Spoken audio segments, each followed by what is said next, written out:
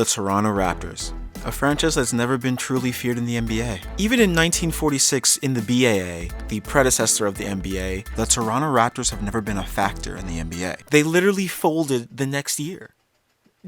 Didn't exist. They didn't exist until 1995. Again. Jesus. A Canadian made the game. A Canadian. You know the guy Naismith? Yeah, him. Even his great-grandson tipped off the first game in Toronto Raptors history. Dr. James A. Naismith, Jeffrey Naismith, to toss the first tip-off and officially commence Toronto Raptors basketball. Great-great-grandson of the inventor of this game. From Almont, Ontario, James Naismith invented the game in 1891. Yeah, I saw the rotation on that ball. He's a pure shooter. Anyways, not even when they won the championship during the Kawhi's the best rental ever season back in 19, people still didn't believe the Raptors deserved that championship. What do you think's actually the bigger headline this morning? Is it that the Raptors won their first chip ever as a franchise, or the devastating injuries to the Dubs? I think it's the devastating injury to the Dubs. Oh, no. Yeah, I do. Do you feel like this title's somewhat tarnished based on that? Yeah. Now, it is my turn to once again put into perspective what just happened to number 2. Once again, he proved that crime pays, as in basketball crime. I'm going to say it one last time. I hope this is the last time I have to talk about it. He quit his way out of San Antonio because he and his uncle Dennis wanted out of small market San Antonio and out from under Greg Popovich and the box that he put number 2 in, which is the biggest bunch of baloney I've ever heard.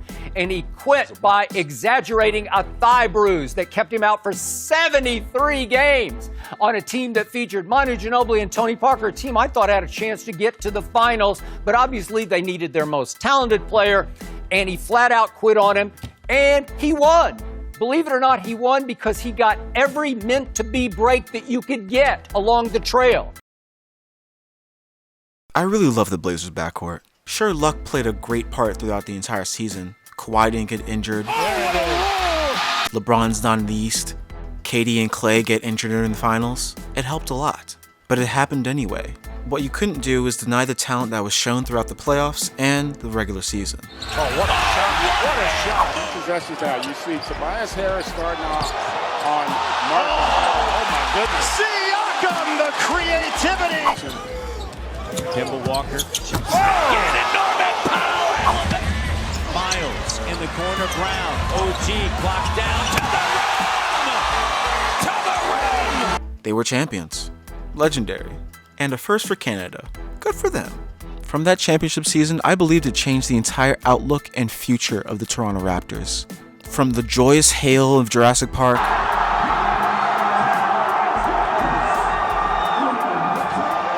to the multiple sightings of Drake at Scotiabank Arena. But I want everybody to just take in the fact that like Fred VanVleet's Turks and Caicos 10 is just on 10 million, and that boy's looking like Frederico. That's why I keep doing the salsa dance, man. I don't know if you guys seen it. I don't know if they put me on TV yet, but that boy's looking like Frederico. I believe in a different setting, the Raptors got their respect and the fear they were looking for.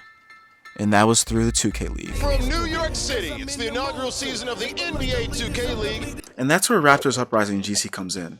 Hi, my name's Justin. I'm with the 2K Zone. And I want to talk about the Raptors, but in a different setting. The Raptors last season was nothing short of amazing. First, it was the Celtics getting beat up by more than 50 points. One of the many teams that certainly wish the trade window was open, because they really have 2 centers on this team, and they could really use a shooter. As that's taken away after the 3, it's an easy 2. So a 3 in the corner, a steal, and another easy one. And then it's loose again. Kenny takes it away. Timely hit at Green. Are you kidding me? They're going crazy here in the 3rd. And I'm pretty sure that was Kenny's 7th steal of the game, but they could just continue to pour it on. I am mind blown at what the heck we're even saying right now. How does a game end up like this? Then it was the Pacers 4 days later getting beat up by 60. Coming back the other way for the record. And it's Green. 112-62. Toronto also won 2 out of the 3 in-season tournaments. That earned them over $270,000. Technically, if we're including postseason and tournament play, the Raptors went 20-0 before being beat by the Wizards. That is insane. Kenny Got Work and Timely Cook were selected to be part of the league's all-defensive team. Timely took Defensive Player of the Year. Even Sikwin got on the league's first team. Kenny technically took 3 MVPs last season. He won MVP of the Tip-Off, the Turn, and the League MVP. He also won the 2K League Fan Engagement Award. Incredible. But that's the thing. With all that success, there has to be some context to it, right? Of course there is. There always is. Let's take it back to 2016. NBA 2K17 is out, and my players are becoming the focus of the entire 2K franchise at this point. 2K launches Pro-Am, and that's where Kenny and Timely Cook began to create chemistry.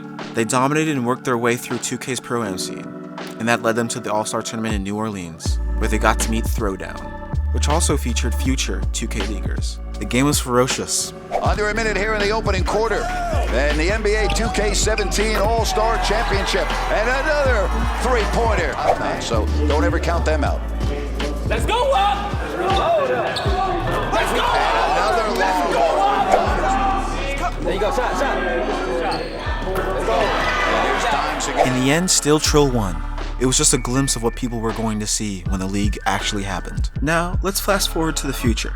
Both the Raptors and Raptors Uprising GC have had amazing players on their rosters. Damon, Doza, Bosh, Yusuf Scarbs, Morris, All Hail Trey, Vince, TS Josh, Marcus Camby, King Quay. With all this talent in Raptors history, it still didn't equate to a championship. That wasn't until leaders of both franchises stepped in, acquired some pieces, and made some big trades.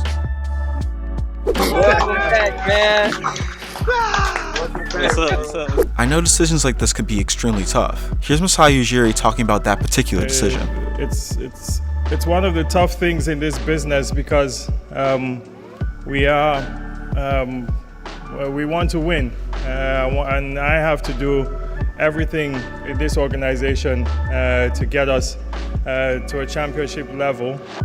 But there's also the human side of this business, and that's the part I really struggle with the most. I'm a loyal person. I know I'm a loyal person, and you build relationships in this business over the years, and you have relationships with players and people.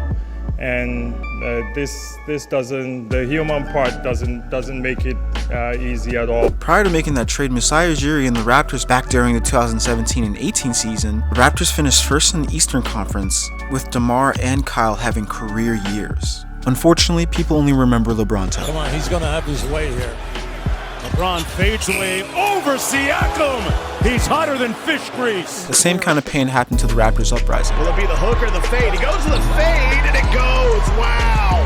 Final score 65-57. And on the topic of loyalty, it's good to keep in mind that Kenny was the first pick in Uprising history. Shane and Kenny had put their trust in each other, and with that trust, it gave Kenny a chance to bring his friend Timely Cook onto the team, which built the outrageous regular season.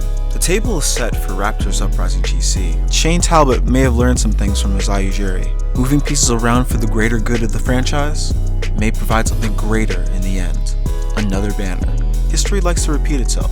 It wouldn't surprise me one bit. Well, thank you for watching this. And if you like this content, be sure to subscribe to the 2K Zone and like the vid. You can also subscribe and follow me at my channel, UrFavoriteLoser.